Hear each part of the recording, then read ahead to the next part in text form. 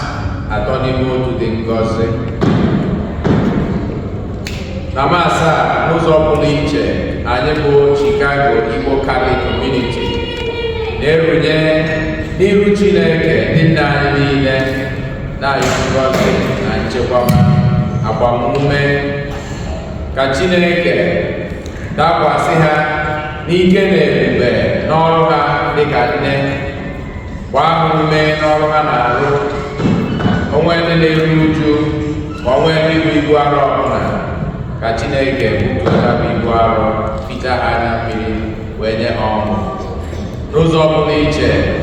Ka anyị na-ayọ ngọzi Chineke n'isi ụmụ anyị niile, ụmụ anyị ka ndị nne anyị ka mbọ niile unu na-agba bụrụ nke ga-amụtara unu ọtụtụ mmemme n'ụwa a.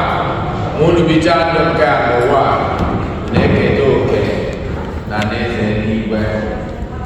Onye ọbụla n'ime anyị nwere ike ịgbakwụnyekwazị echiche n'obi iji wee bịa na masa.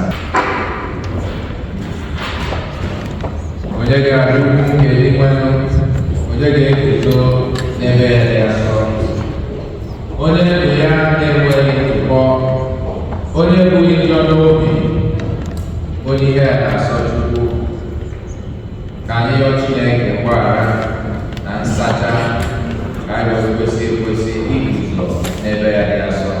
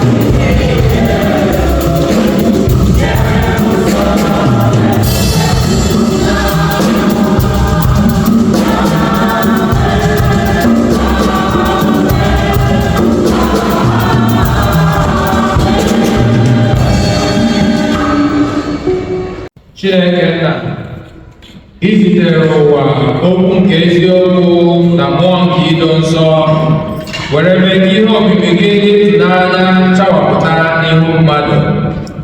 Biko mee ka anyị ndị na-ekwupụta ezi okwukwe mata ebube nke atọ n'otu dị ngọzi dị ebighị ebi, ka anyị were sekpuoro ịdịkọ n'otu dị n'ike ebube eze gị site na inwe naanị Jesu Kristi nwa gị, onye gị na ya dị ndụ na-achị ịdịkọ n'otu nke mmụọ nsọ Chukwu site n'ụwa ụwa niile.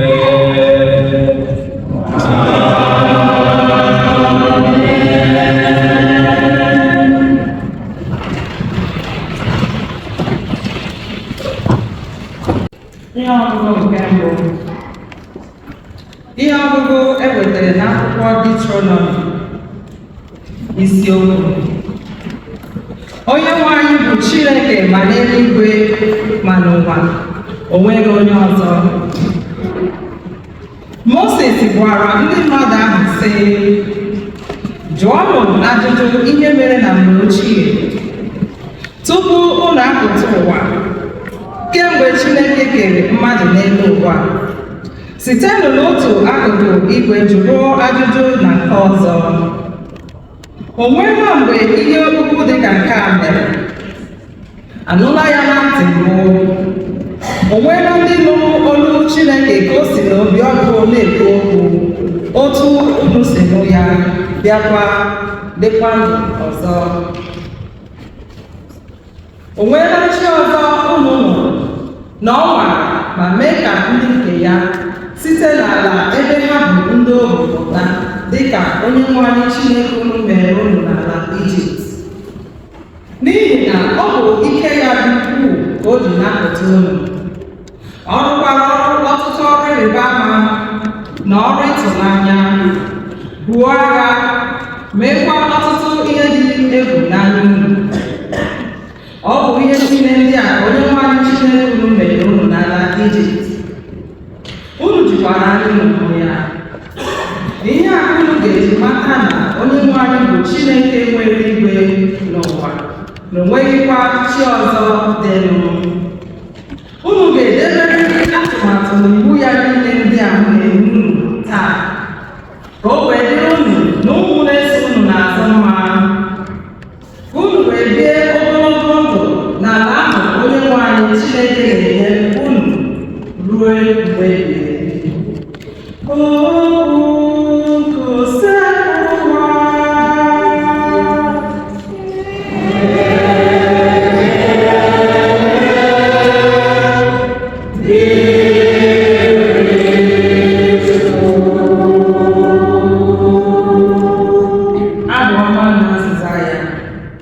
Ihe anyị ga-aza: ngọzi dịrị ndị onye nwe anyị họrọ ka ha bụrụ ndị nke ya, ka anyị kwuo ya. Ngọzi dịrị ndị onye nwe anyị họrọ ka ha bụrụ ndị nke ya. Anyị ga-ekwe ya ekwe. Ngọzi dịrị ndị onye nwe anyị họrọ ka ha bụrụ ndị nke ya.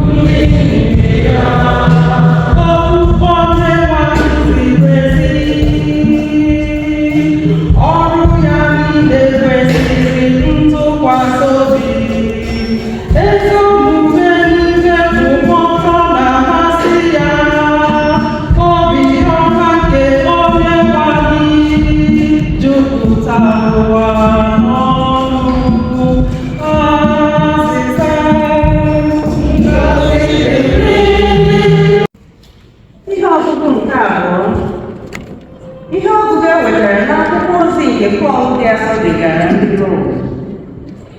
Isiokwu: unu natara mmụọ nke unu, nke na-eme ka anyị na-eti Nna, Ezinna. Ndị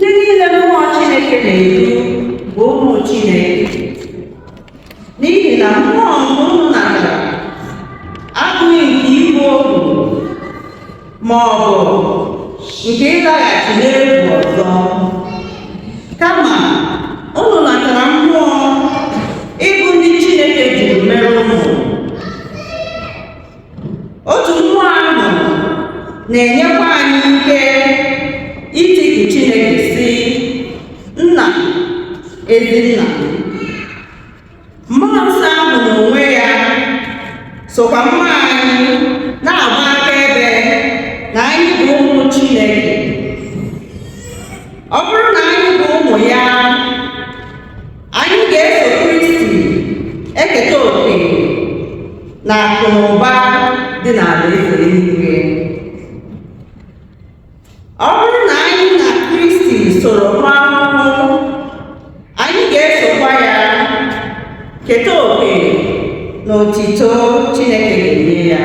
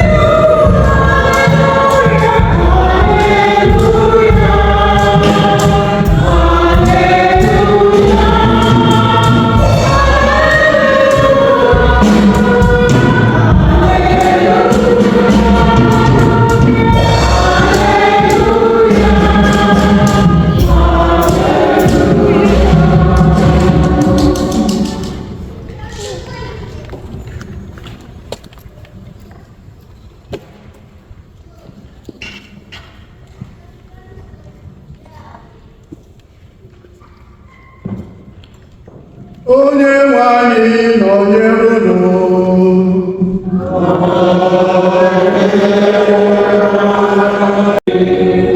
Ihe ọgụgụ nke ha si n'ozi ọma dị nsọ nke Matiu dere.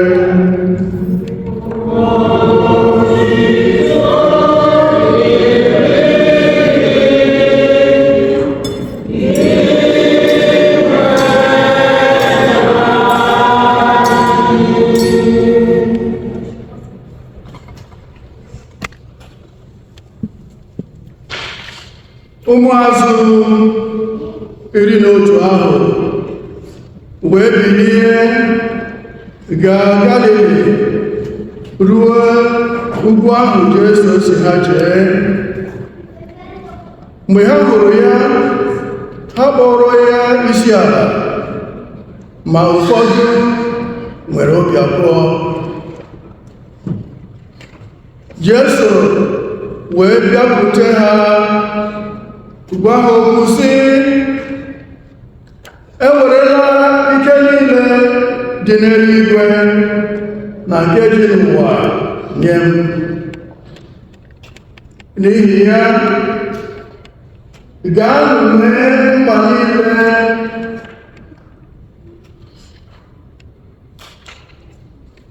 ka ha bụrụ ndị ga-eso m,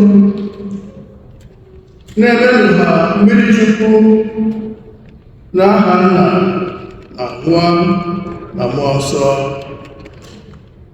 kụzierenụ ha ihe niile m nyere unu n'iwu, ma matakwanụ na anọnyere m unu mgbe niile ruo ọgwụgwụ nke ụwa.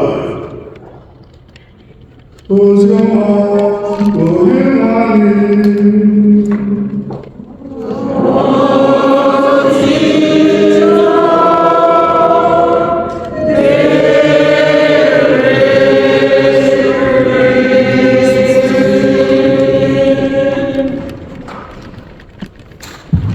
Praise the Lord.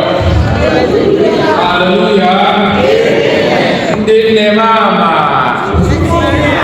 Ndị nne mama. Igbo Catholic Community of Chicago. Achọrọ m ikele unu ndị nne na our community maka nnukwu ọrụ unu na-arụrụ anyị. I can say as well that apart from ndị nne, we can do nothing. Ọrụ unu amaka.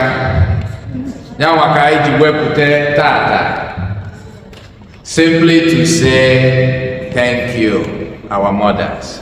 Daalụnụ. Daalụnụ. Daalụnụ. Anyị fụrụ unu n'anya rinne, Chukwu fụrụ unu n'anya karịsịa. Asị m na ọ bụ na mgbe m ga-eje n'igwe, ma ọ bụ na Chukwu nabata m, na aga m ayọ Chukwu ofu ife. Ndị ọzọ na-ekezi ndị mmadụ ka e nwee zip n'obi fa. Unu ma ya na-akpọ zip. So mgbe ị na-ekwu eziokwu ma ị na-atụ asị, jos ịchọba asị gị ngwa meghee zip ka anyị fụ ya nọ gị n'obi.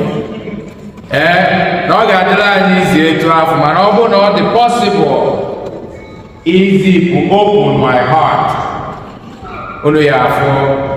And I can say the same of ndị fada ndị ọzọ, ndị nna anyị, ụmụaka anyị, ha zipuo open their heart. Ihe unu ga-afụ bụ gịnị? We love you. Anyị fụrụ unu n'anya. Anyị chọrọ ka anyị were tata wee kpee ekpere n'isi unu, kpọduo ngọzi nke onye kasị elu ka ọ dakwasị unu, ka ọrụ unu na-arụ Chineke na-enye unu obi aṅụrị na afọ ojuju. Ọbụna n'oge unu na-ata afụfụ na-ebunye bụ obe, ka Chineke mee gịnị? Soro unu bụrụ ya bụ obe ka ọ dịrị unu mfe. Ma nke kacha mkpa, ka unu lite elele ezi ọrụ unu na ụmụaka unu na ụmụ unu na ndụ n'ụwa ọzọ. Ọnya ka anyị na-ayọ n'isi unu. Anyị ga-akpọlite ndị nne na-akpakọgwa anyị okwu, mana tupu na ha abịa, tata bụ Holy Trinity, atọ n'ime otu dị ngọzi. Anyị maara ugbu anyị na-ekwu ọfụma. Ọ bụ ife omimi nke karịrị uche mmadụ.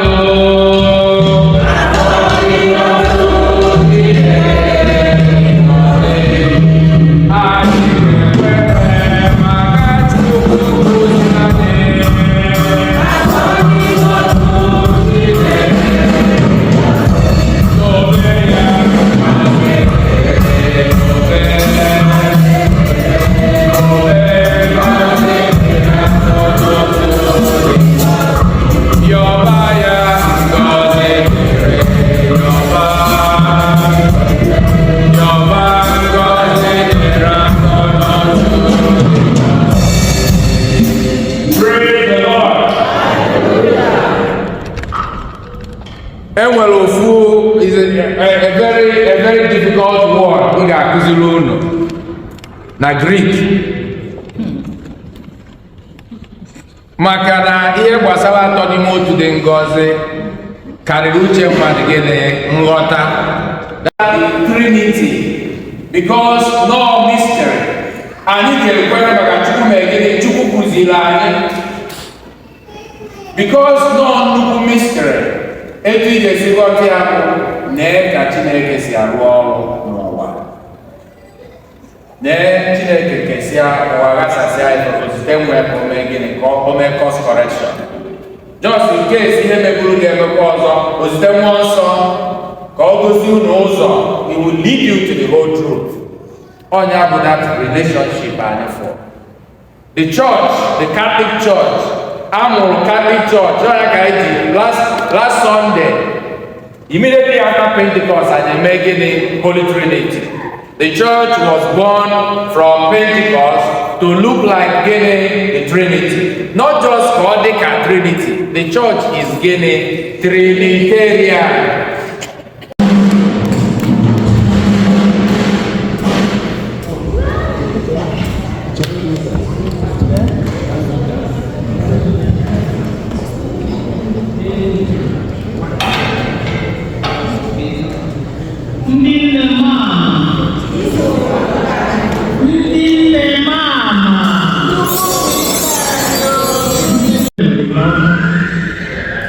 Anyị bụ ndị nne ụlọ ọbụla ibu ya, ọ anyị ka ọ dị n'aka idozi ụlọ anyị ka ọ dị mma. Ọbasị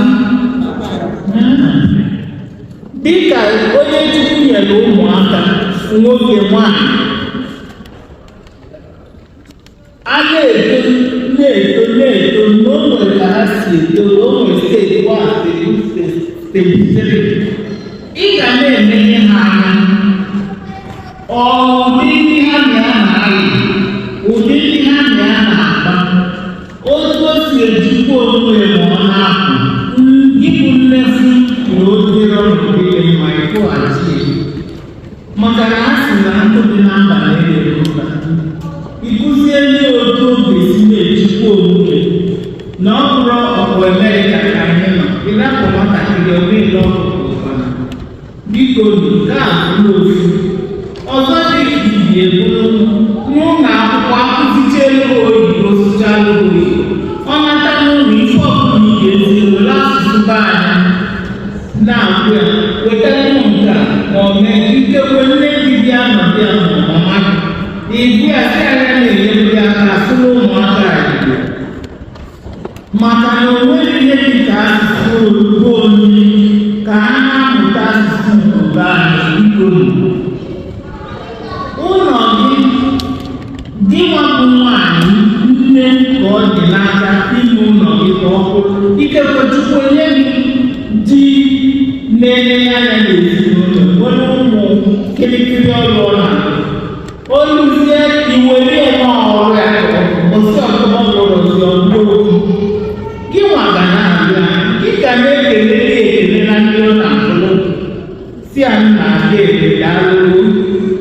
Ị na-akọsị ya nkata dị mma si onye mmadụ ọ na-eri na ndị ama ọ na-ala ya isi anyị ga-emenye nka menye nka, ọ bụrụ iwu na ọnụ na ahụ ya mana Chukwu emeghị ọ bụrụ onye na-etinye anya n'ọrụ ezinụlọ. So ime uche wee si n'ọnya ọrụ ọma biko ụmụ nwaanyị anyị bụ ndị nne, otu anyị si ejikwa onwe anyị, otu anyị si akpa ụmụaka na-anyị nso na-enye Chukwu n'olileanya unu amalụ anyị nwa na-adịmasị onwe ka anyị si akpa agwa n'ihu ụmụaka na eme omume ya abịa n'isi ịkpọ onye ọ na-anọghị nso na-akụziri otu esi esi nri omenala na nkụzi na mba na-ewere mba ndị be anyị nwere ụdị ihe ha na-eri dị na-akụziri ya aka ama onwere onye maara ebe ọ ga-abụ echi n'ihi onye si na mba abụ yọkwa unu iche ụmụaka unu biri n'ụlọ ụka na-eje na-anụ okwu Chukwu. Anụ n'okwu Chukwu a bụ ofu ụzọ ihe ụmụaka ji ekopụ isi, ma ndị na-apụ ebe apụ ebe, ma ndị na-eme mpụ na-eme mpụ, mana ha na-agụ n'ụka na-anụ okwu Chineke na nke a dị mma na nke a dị mma. Ịma na onye mebezikwara nọọ akara aka ọjọọ Ọ ihe m si na m ga-akpọ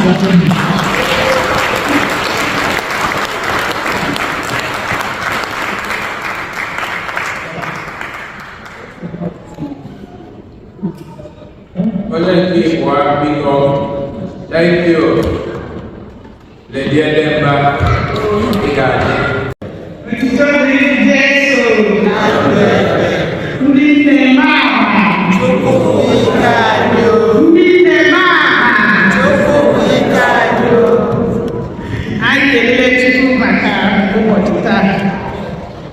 Kelekwanụ ndị di anyị ndị wepụtara ụbọchị ndị kwadoro anyị. So the second topic anyị nwere ka m pụtara si ka m kwuo maka ya. Ka m ga-asụ ya n'oyibo maka ọkwa Igbo. The topic is how to control negative effect of social media in our Catholic community and in our youth.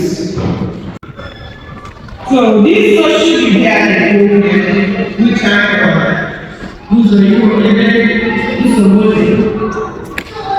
what's of us, even our youth, our adults are everywhere. 24 hours, morning and night. They are with phone, tablets, and I connect, follow that. So this thing that will but I community. I will and in this present era now. As I say, that is the advantage and disadvantage of this topic. So when we talk about advantage, it made our communication very easy communication. Some posts that we read from social media are very educative and instructional.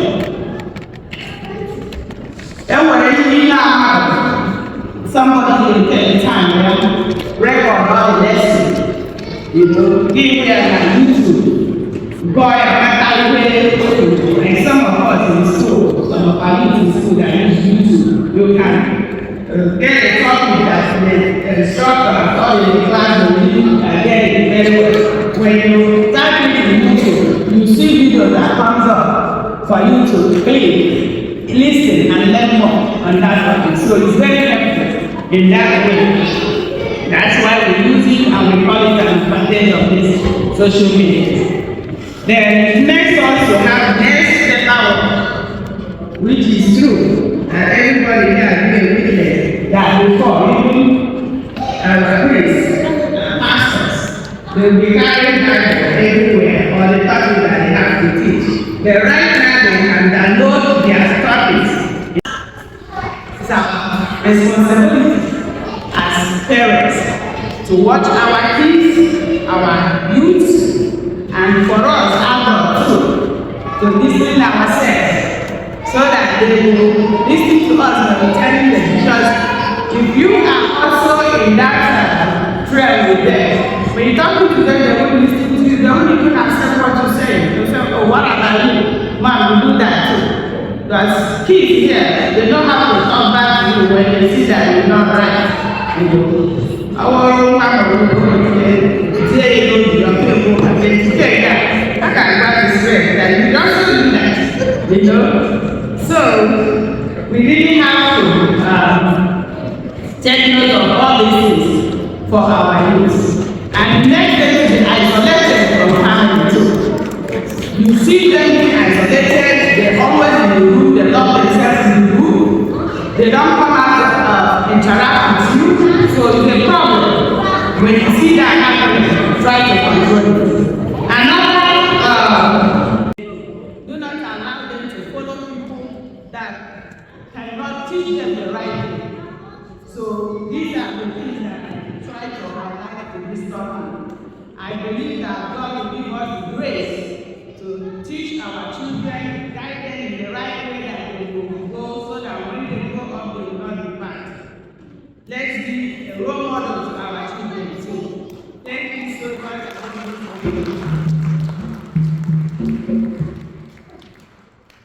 Ka anyị kwụrụ n'ọtọ. Ekwela otu Chineke.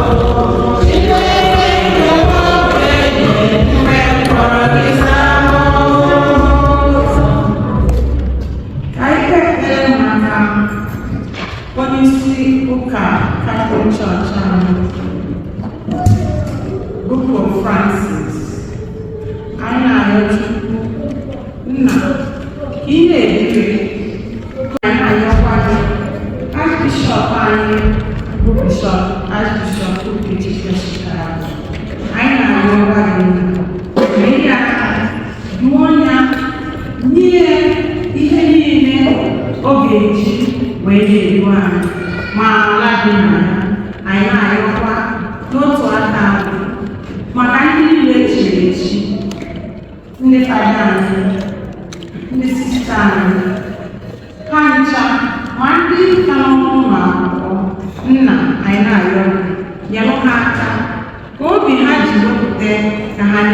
efe gị bụrụ ihe ị ga-enyere ha aka ka ha mezuo nkwa niile ha kwere. Anyị arịọ gị inwere ha. N'ụzọ pụrụ iche nna ka anyị na-arịọ gị n'isi ndị nne niile gbakọrọ ebe a, ma ndị ọrụ uche niile ebe a, ma ndị na-amaghị. Onye nwe anyị biko na-eduzi na-agbazi ezinụlọ ọbụla ka anyị nọ na ya. Nna biko nyere anyị aka ka anyị nwee ike ịchịkọta ezinụlọ anyị ọnụ. Onye nwe anyị taa ka anyị na-ayọkwa n'isi ụmụaka ndị nke i nyere anyị ka anyị lega anya. Biko duzie ha, gọzie ha, gọzie anyị ncha niile ka anyị nwee ike ikekọrịta na alaeze nke gị nwoke anyị. Anyị arịọ gị onye nwe anyị.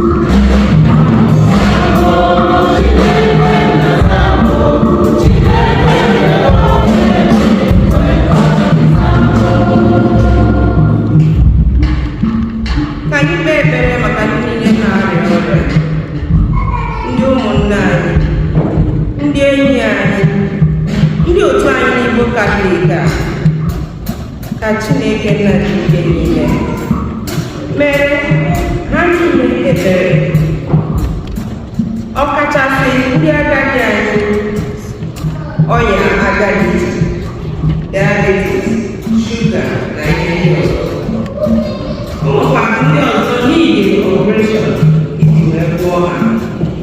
Ụfọdụ nọ n'ụlọ ọgwụ, ụfọdụ nọ na be ha, ụfọdụ enweghị ego ha ga-eji wee gwọọ ha.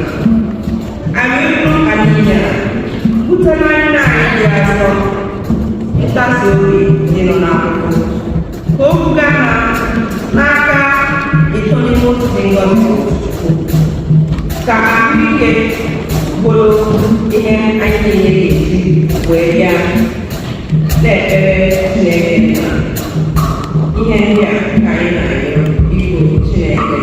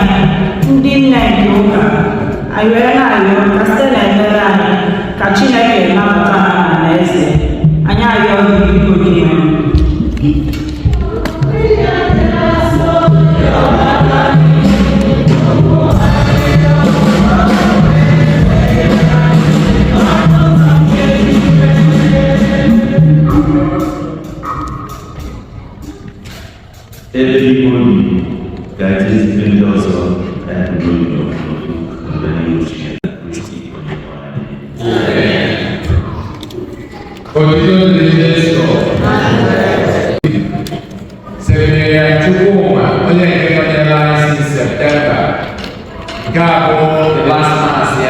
officially with us on here since September. Now,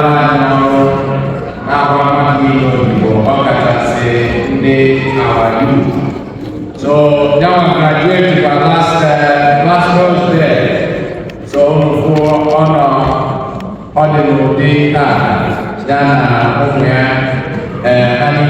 the Thanksgiving when you join.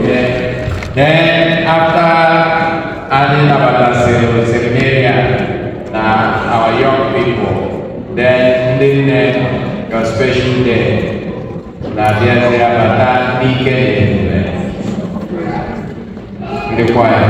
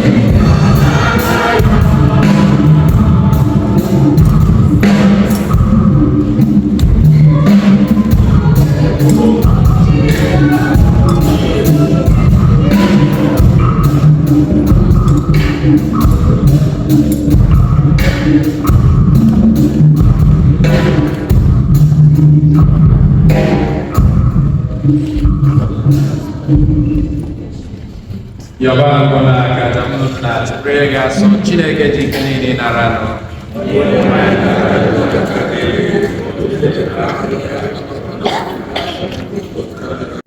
Onye nwanyị nọnyere olu.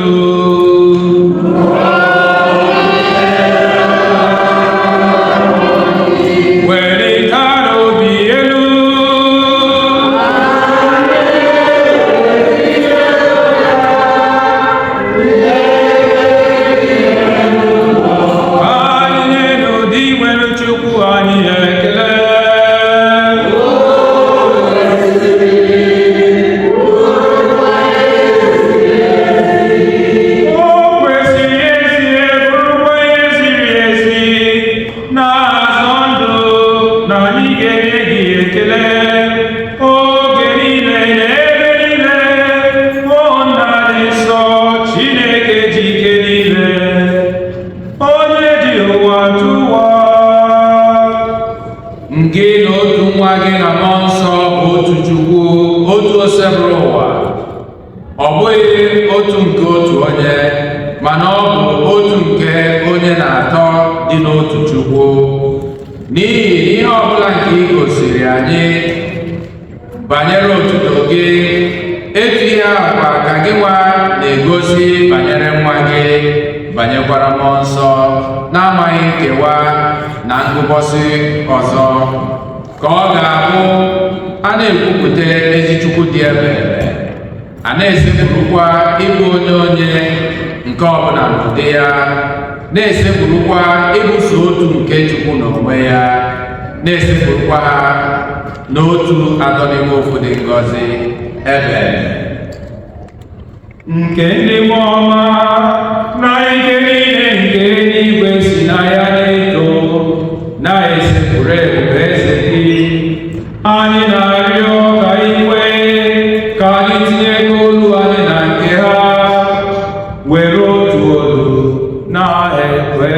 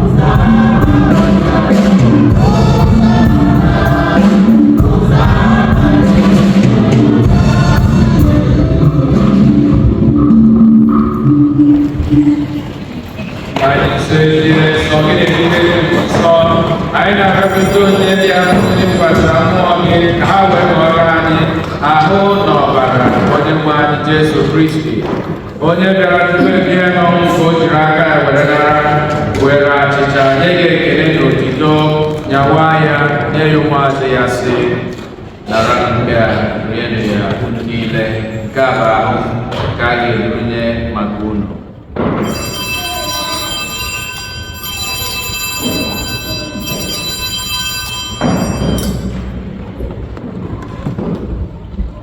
Etu ọkwa ka o si mee mgbe ha rụchara nri anyasị, o buru iko mmanya nyekwa gị ekele na otito, bunye ya ụmụazụ ya sị, naranụ nke a, ṅụọnụ ya unu niile, nke a bụ iko nke ọbara nke ọgba ndụ ọhụrụ dị ebere, a ga-agba ya n'ihi unu na n'ihi mmadụ niile, ka e were gbaghara njọ, na-emenụ nke a na ncheta nke m.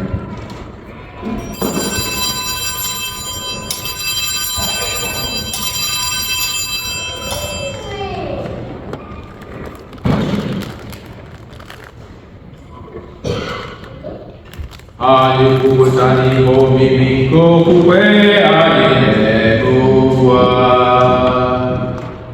Anyị na-ekwupụta ọhụụ na-egosikwa megide n'ọnwụ gị, o Kristi, were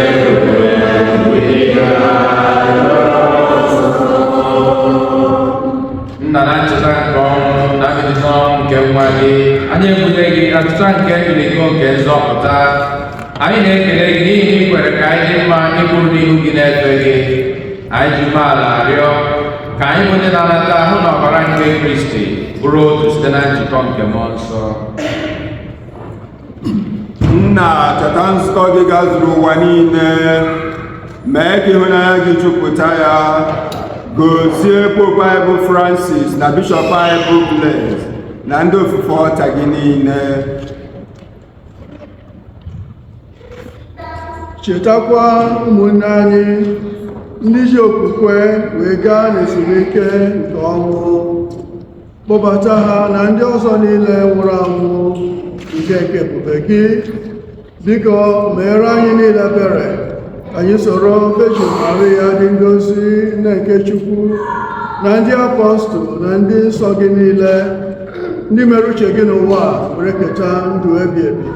Anyị sorokwa ha na-eto gị na-edo gị ebube site na Jesu Kristi nwa gị.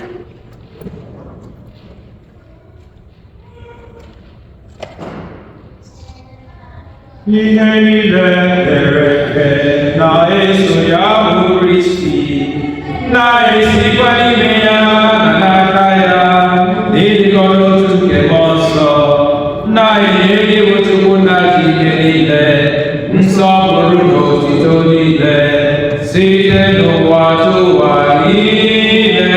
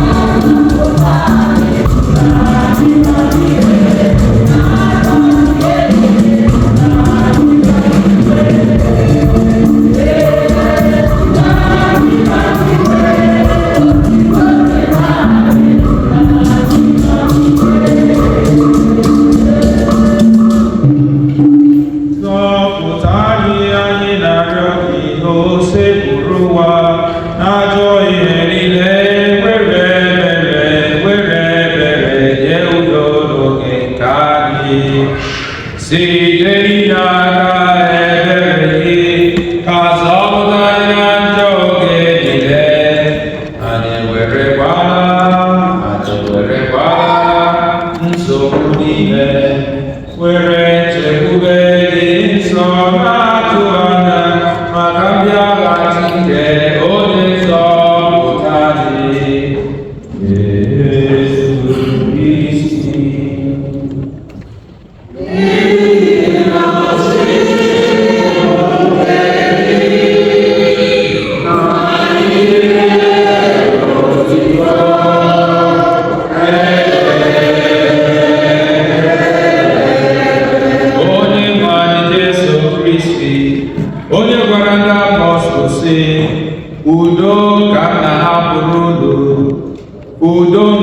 ka m na-enye unu. Elekwana anya na njọ anyị kama lekwasị anya n'okwukwe nke nzukọ gị. Nye ya udo na ịdịkọ n'otu mgbe niile ka uche gị siri chọọ. Gị bụ onye dị ndụ na-achị ebe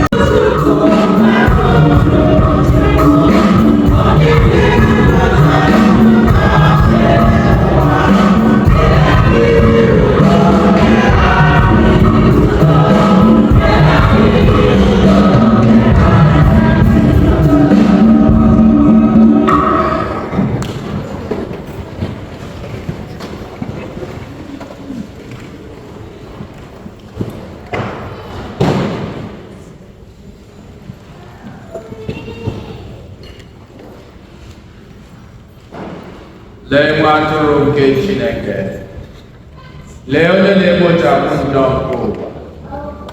Anyị nwere isi ọmapụta nwa atụrụ Chineke.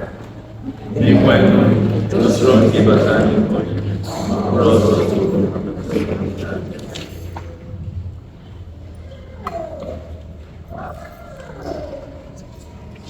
Ayọ̀ kíkọ́ náà tó lórí aṣọ ayọ̀ màkì ní aka.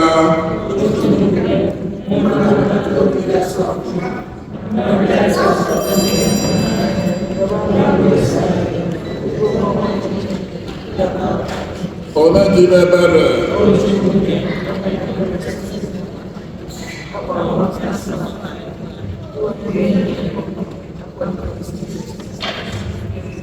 Ọ̀tùkù kasị afọ ọma.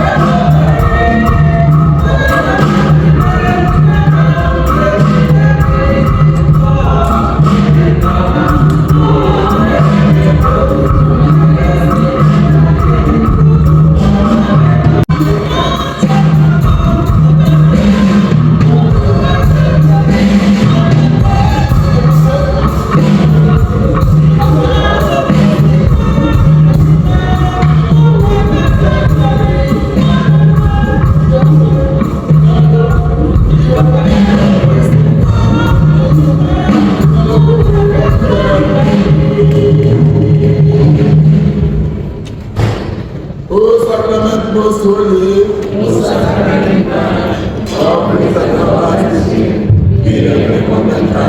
O sacrament most holy,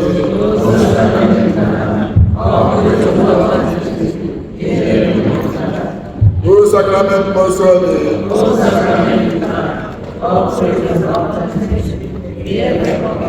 Jesu afro minada,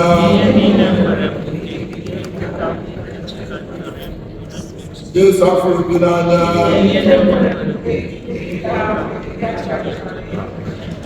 Jesu afro minada. Jolly na mama so.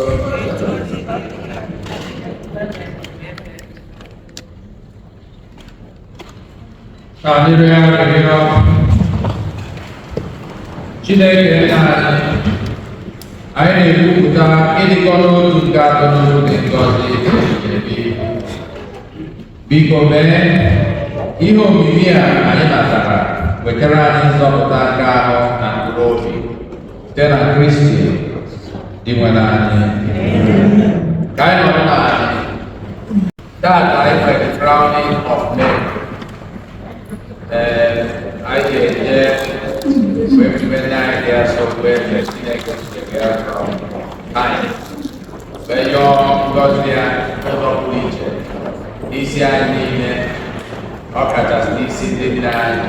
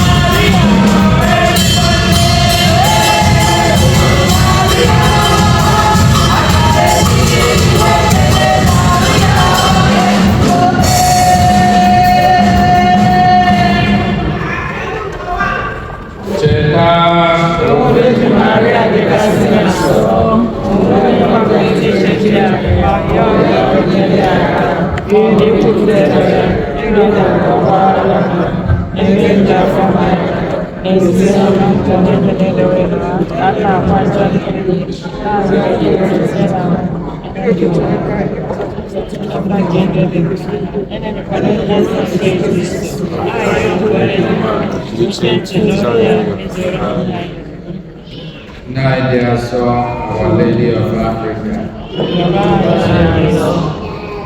Aina Yogi Biko inete ndị nna anyị anya, ndị nke hụrụ gị n'anya na-eso ụzọ ụkwụ gị, yọtara anyị niile ayịyọ n'oche eze nwa gị n'eluigwe, ka ngọzi na amara nke ị nwetara n'uju bụkwazịrị nke anyị site n'enyemaka nke ayịyọ gị. Na-eṅomi nzọụkwụ gị n'ihe niile, ka anyị wee kwesị ekwesị ịbụ ụlọ nsọ nke Chineke, ndị Chineke ji kwara ngwa ọgụ, ndị Chineke ji eme ọnụ.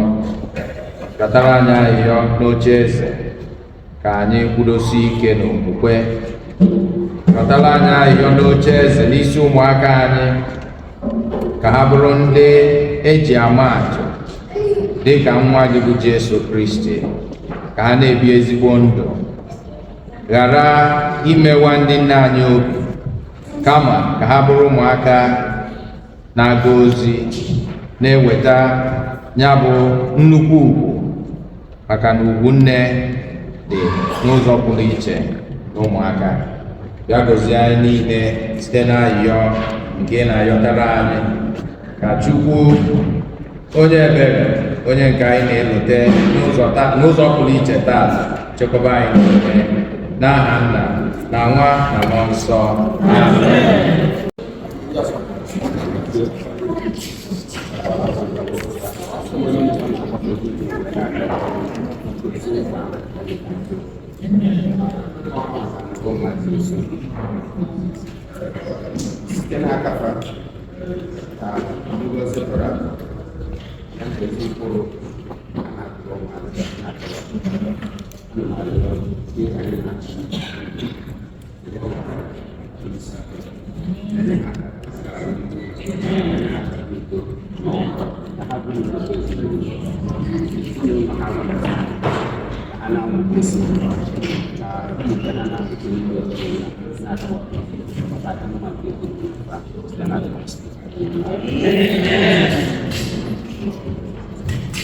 Our men, our fathers, they surprised all of us.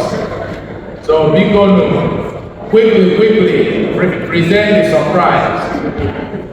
Maka na anyị chọrọ na singing competition a ga-eme na June ndị nkusa, ndị kwaya na anyị na-eto aha Chineke ihe na-eto unu ga-ebi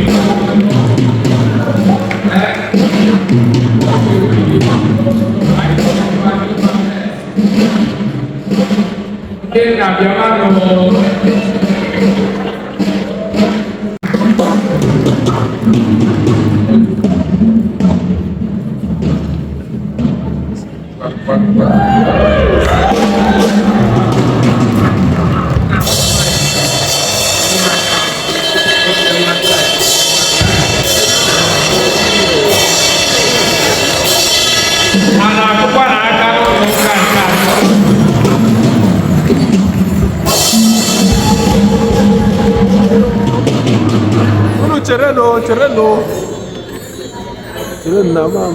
anyị ji afa ndị ụka Igbo kedu coordinating servant bịa na fada nọ catechist anọkwuazị ka anyị niile nabata.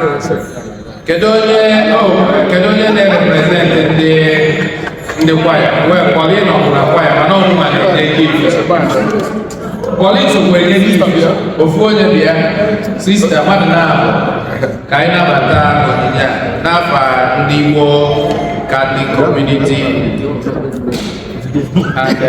n'afa ha ka eji anabata. Unu a ga-enyekwu onyinye jidekwu onye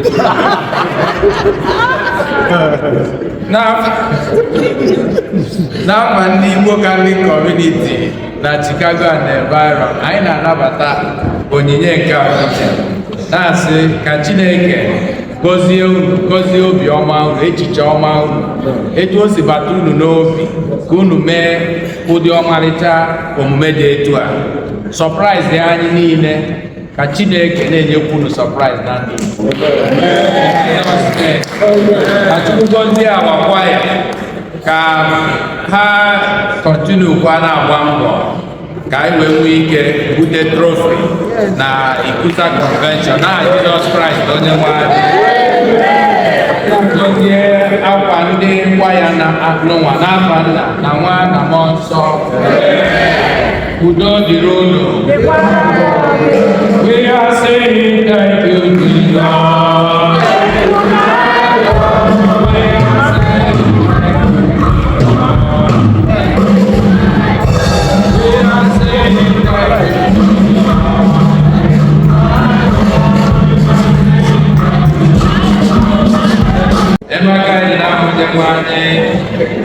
Onye nwanyị nọnyere ụlọ atụkwujegere na-egọzie ụlọ ebe unu na-elota ọnwa amụrụ unu n'ime ya ka o were ngọzi kasị dị oke ọnụ wee chekwaba unu ka ọ na-edu unu ka o du unu ogologo ndụ na arụ isi ike ka ọ gọzie aka ọrụ unu niile ka o gbochie ike nke ndị ajọ mmadụ ike nke ndị ajọ mmụọ na ndụ unu bụrụ ndị mmeri ihe niile nke unu na-etinye aka ka Chineke were kwara ngwa ọgụ unu rụọrọ Chineke nnukwu ọrụ n'ụwa dite elele ezi ọrụ unu n'isi njedebe unu ketekwazi oke na n'elu n'igwe ka Chineke jike niile gọzie ma chekwaba unu Nna na Nwa na Mmụọ Nsọ. Udo dịrị unu. Aṅụrị ọmụmụ lụta aṅụrị ọmụmụ